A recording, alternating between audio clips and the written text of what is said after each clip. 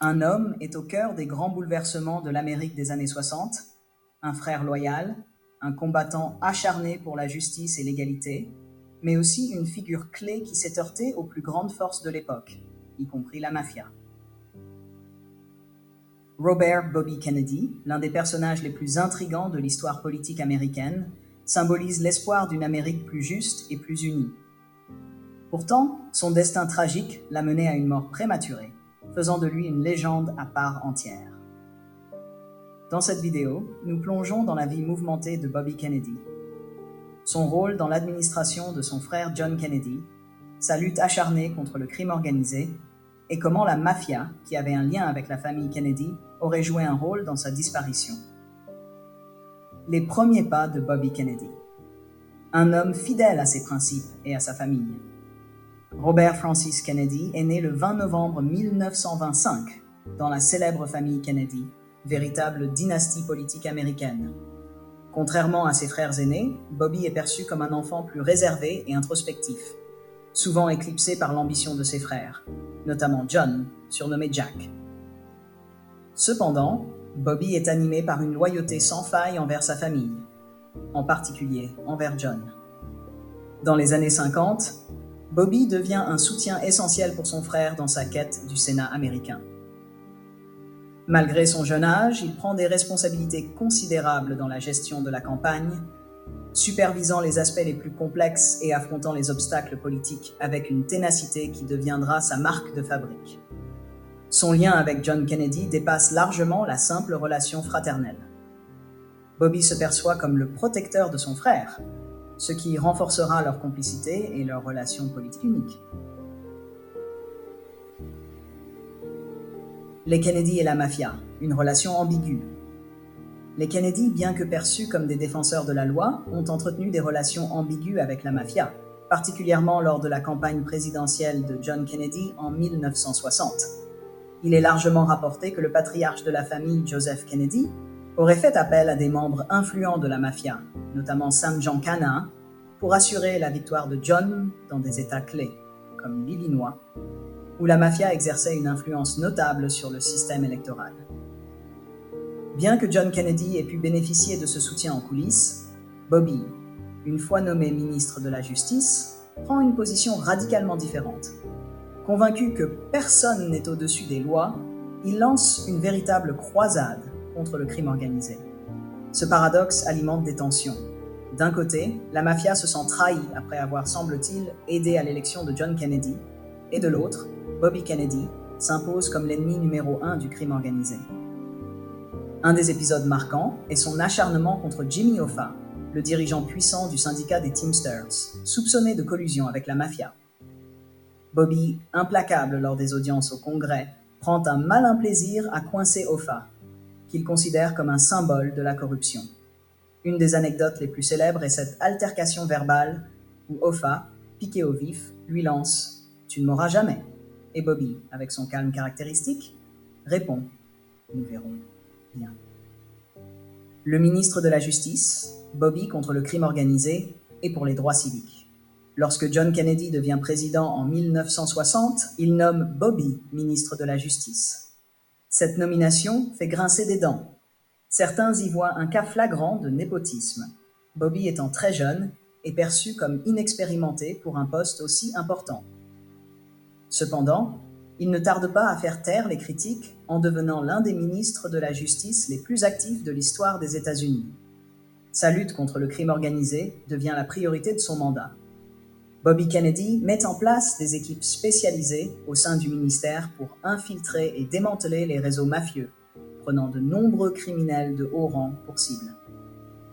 Son acharnement lui vaut de nombreux ennemis au sein du crime organisé, mais aussi dans les cercles politiques qui considèrent qu'il va trop loin.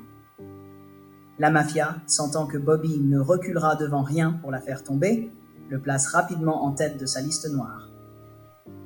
Parallèlement à cette lutte contre la mafia, Bobby s'engage également dans une autre grande bataille, celle des droits civiques.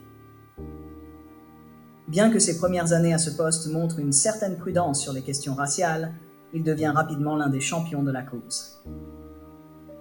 Il envoie des troupes fédérales pour protéger des étudiants noirs à l'université de l'Alabama et travaille en étroite collaboration avec Martin Luther King pour faire avancer la législation en faveur de l'égalité raciale. Le lien unique avec John Kennedy. Le soutien invisible. La relation entre Bobby et John Kennedy est bien plus profonde qu'un simple partenariat politique. Bobby se considérait comme le protecteur de son frère aîné, celui qui, dans l'ombre, gérait les crises et prenait des décisions difficiles pour permettre à John de briller. Il est d'ailleurs souvent décrit comme le frère le plus féroce, car il n'hésitait pas à se battre pour défendre l'honneur et la carrière de John, même dans les moments les plus tendus. Un moment poignant de cette relation survient après l'échec du débarquement de la baie des Cochons, à Cuba, en 1961. John, accablé par l'échec, demande à Bobby de le rejoindre en pleine nuit à la Maison-Blanche.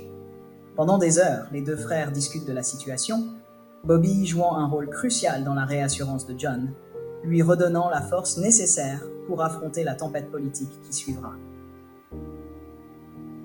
Lors de la crise des missiles de Cuba en 1962, c'est encore Bobby qui joue un rôle déterminant.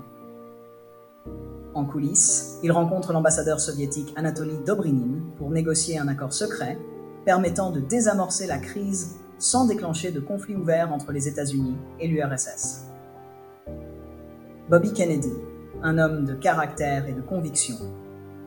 Bobby Kennedy était réputé pour sa détermination, son intégrité, mais aussi son tempérament intense. Il était capable d'une grande empathie, mais également d'une implacabilité redoutable, surtout lorsqu'il s'agissait de faire respecter ses principes. Il n'hésitait pas à s'opposer, parfois violemment, à ceux qu'il considérait comme des obstacles à la justice. Un exemple marquant de sa personnalité se révèle lors de ses interventions publiques. Bobby parlait avec une passion contenue mais palpable, ce qui captivait les foules et ses interlocuteurs. Contrairement à John, plus charismatique et à l'aise avec les masses, Bobby touchait les gens par son authenticité et sa profondeur morale. La candidature à la présidence est la fin tragique, un rêve brisé. En 1968, après l'assassinat de John Kennedy et le chaos social qui s'ensuit, Bobby décide de briguer la présidence. Il mène une campagne pleine d'espoir, portée par un message de réconciliation, d'unité et de justice. Lors des primaires démocrates, sa victoire en Californie est un moment décisif. Beaucoup voient en lui le prochain président des États-Unis. Cependant, le destin en décidera autrement.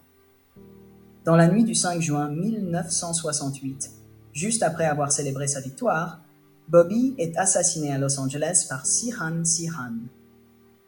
Si l'assassin avait des motivations personnelles liées à la politique étrangère de Kennedy, certains n'ont jamais écarté l'idée que la mafia, furieuse de la croisade de Bobby contre elle, pourrait être impliquée dans ce meurtre.